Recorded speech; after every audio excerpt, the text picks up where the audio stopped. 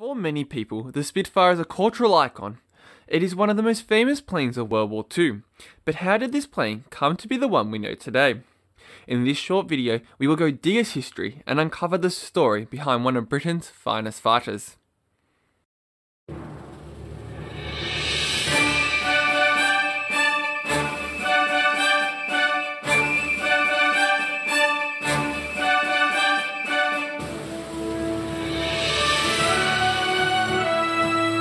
For your official Tomato Wines merchandise, head over to the Redbubble official store. Here, you can find a range of plane-themed designs, including the Supermarine Spitfire, that are perfect for any aviation geek. Click the link in the upper corner or find it in the description below to fly over and start browsing the range now. The Spitfire can be traced back to float planes developed by the Supermarine Company in the early 1920s to participate in the elusive Schneider Cup. In the early 1930s, these planes won the race twice. In 1931, in response to Air Ministry specification F730, the Supermarine Company developed what would be known as Supermarine Type 224.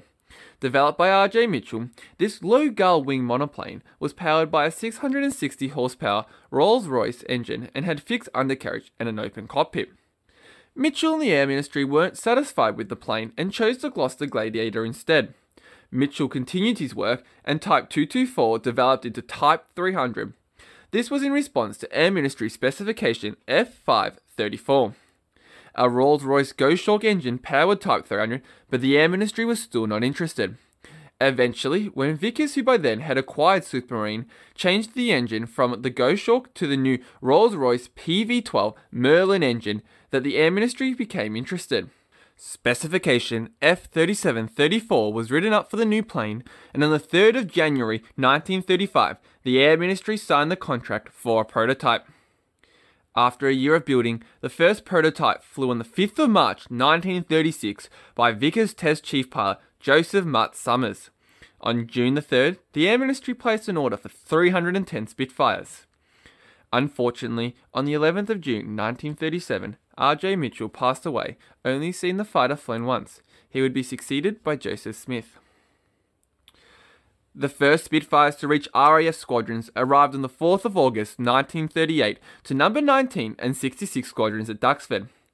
These Spitfires were put through 400 hours of flight to see if they would hold up in battle. These early Spitfires were flown continuously from dusk to dawn. These early planes, although an improvement, they were far from perfect.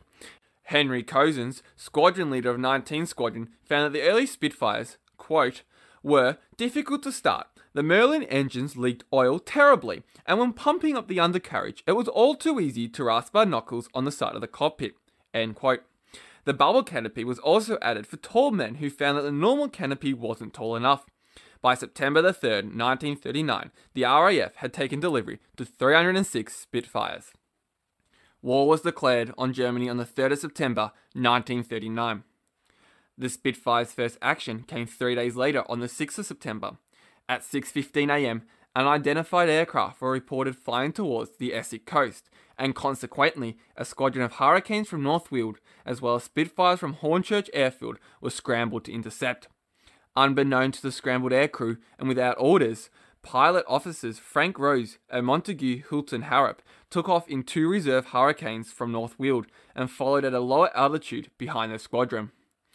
They were spotted by a flight of 3 Spitfires from Hornchurch, led by Adolf Sailor Milan, and identified the aircraft as not Hawker Hurricanes, but as enemy Me-109 fighters. Milan gave the order to attack, but what occurred next has always been controversial. Milan testified later that upon realizing his mistake, gave an order to break off the attack. However, both his wingmen claimed to never hear the call.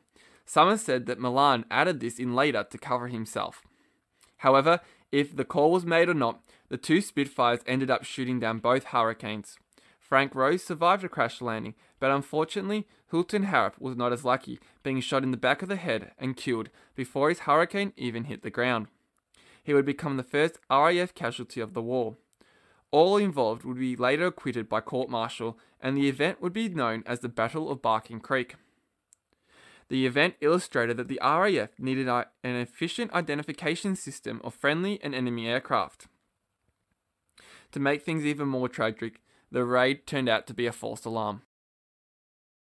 The first action against the enemy came on October the 16th, 1939, when Spitfires of No. 602 and 603 Squadron intercepted a small force of German Junkers Ju-88 attacking shipping in the Firth of Forth. 2 of the German bombers were shot down and 1 left damaged after it was chased out to sea with only 1 engine running. During this time, the Spitfire would have its first encounters with its greatest rival, the Messerschmitt 109. These 2 fighters would come face to face many times in the ensuing months and years. The Spitfire's moment of fame came in the summer of 1940 during the Battle of Britain. It was here that the Spitfire made its mark and proved to be an extremely valuable fighter. With the Hawker Hurricane, it defended the skies of England and defeated the far superior Luftwaffe, turning the tide of the war, ending the battle with a marginally better kill ratio over the Hawker Hurricane. From the beginning of 1941, the Spitfire was heavily involved in fighter sweeps over France. Here it took up roles such as the ground attack and photo reconnaissance, as well as retaining the traditional fighter role. It was also during these fighter sweeps that it came up against its biggest match, the Focke-Wulf FW-190. Originally, this German fighter could outperform the Spitfire Mark Vs of the time, causing significant worry within fighter command. Spitfire casualties started to increase at a staggering rate. Focke-Wulf ace Joseph Pips Priller scored 68 of his 101 kills against Spitfires, making him the highest scoring Spitfire killer in the Luftwaffe. However, Supermarine developed the Mark 9 and Rolls-Royce developed the Merlin 61 series engines into versions that were optimized for low, medium and high altitude to level the playing field. In 1942, the first Spitfires flew and fought outside of Britain, and in 1943, the first Griffin-powered Spitfires entered service with No. 42 Squadron. The Spitfire also took on the role as fighter protection for bombing raids into mainland Europe. However, even with drop tanks, the Spitfire lacked the range and was soon replaced by the P-47 Thunderbolt or P-51 Mustang.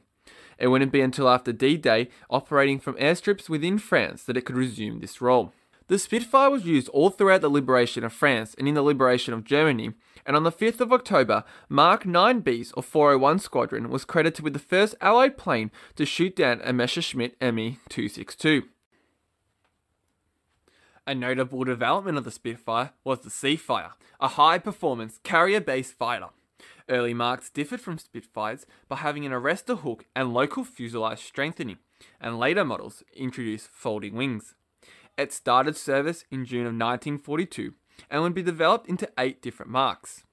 It was compromised by a weak undercarriage that was never designed for carrier-based landings. Still, it would see the war through, operating with the Pacific Fleet right up to VJ Day. Spitfires would see action in all theatres of war, from the skies over Europe to the defence of Malta, playing a vital role, to the Australian outback, to the jungles of Burma, to the desert of North Africa. The Spitfire struggled in the Pacific War due to conditions and the range the battles were taking place. After the war, the Spitfire saw action in the Indo-Pakistan War, as well as the Arab-Israeli War. With production ending in 1949, it had become one of the few Allied airplanes to be manufactured from the start to the end of the war. Post-war, the Spitfire ended RAF service in 1952, but would go on to serve many air forces worldwide, with some keeping the Spitfire well into the 60s. In all, the Spitfire went through 24 different versions, and between it and its carrier-based brother, the Cfire, more than 22,000 were built. It was a truly remarkable fighter that saved Britain in its darkest hour.